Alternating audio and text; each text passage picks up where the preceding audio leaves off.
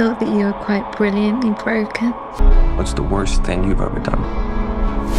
I saw things. I shouldn't have seen any of it. Please don't do this!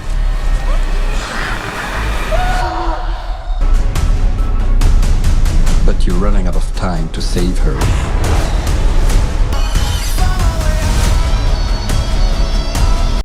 Hello everyone, Dan here from the Next Issue Podcast. On today's video, I'll be doing a review for The Crow 2024. This is a new film, rated R, with a runtime of 1 hour and 51 minutes. As of the recording of this video, we have a Rotten Tomato score of 20% for the critics, 60% for the audience, and a Letterboxd average rating of 2.3.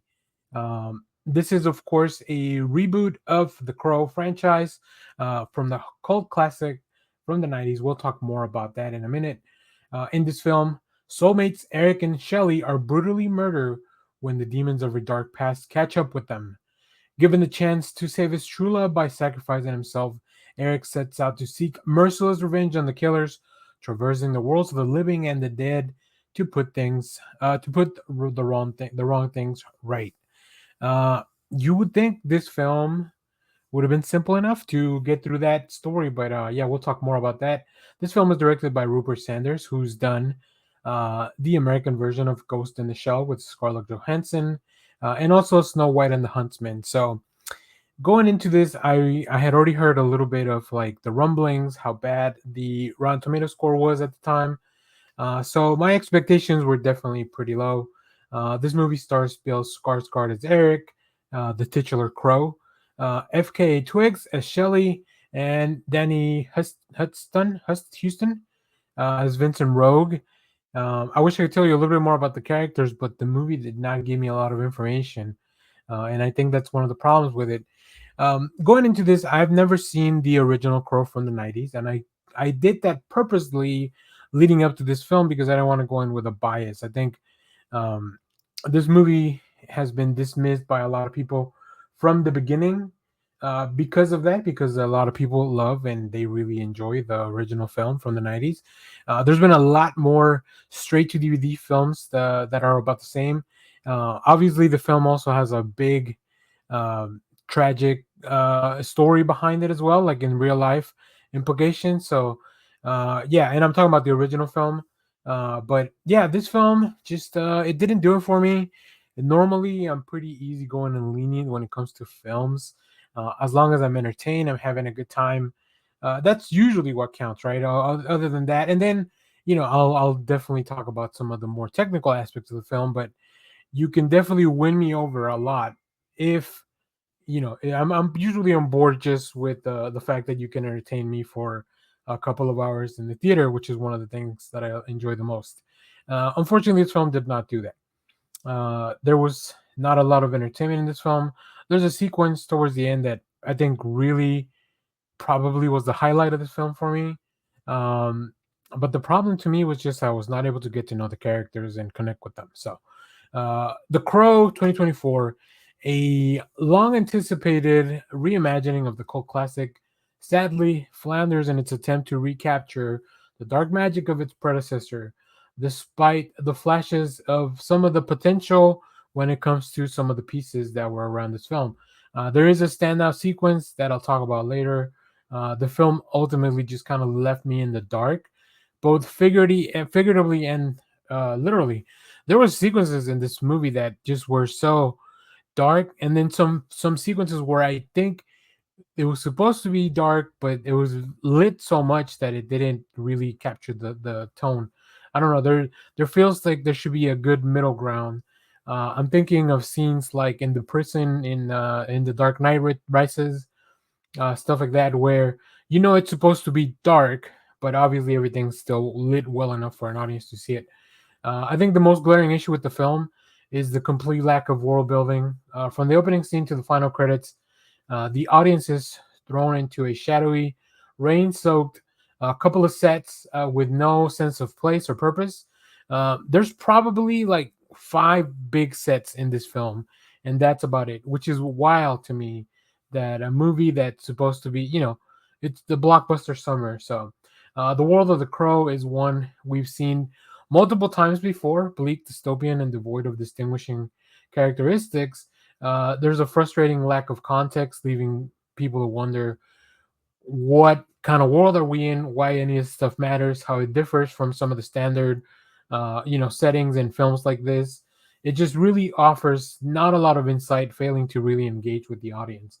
Um, I think the film starts off with what I thought was going to be a really strong opening with the relationship between these characters, and like I said, it ends in a sequence that it's actually pretty exciting overall once you look at all the pieces together. But other than that, I was not very interested in this film at all. As for the characters, they are best placeholders. The leads display a brief glimmer of chemistry, hinting at what could have been a little bit more compelling dynamic. Unfortunately, their time on the screen together is disappointingly short, which makes sense for the story wise, right? They're supposed to be separate, but yeah, leaving no room for any development, for depth for these characters.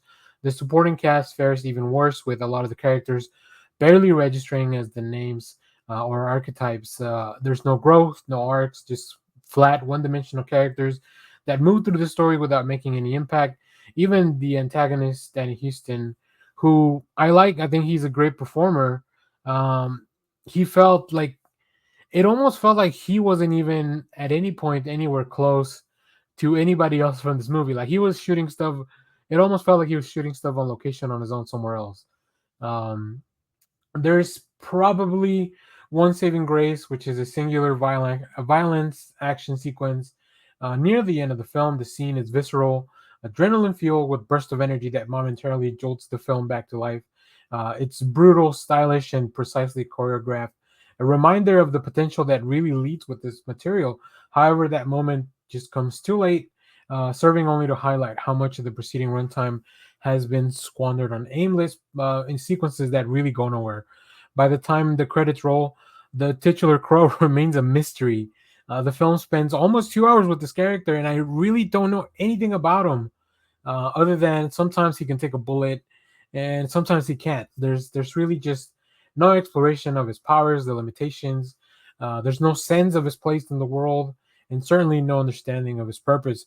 Now, normally I'm pretty good, especially because this is based on a comic book property. Like I should be able to catch up on or catch on to what's going on, what's the bit, what his whole power set is.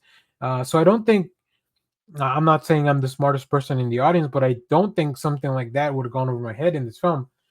So yeah, it's unfortunate. The Crow should be a figure of dark intrigue and vengeful spirit on purpose, but in this version, he's just little more than a shadow that's barely there, present in the film, that never really quite figures out what to do with him.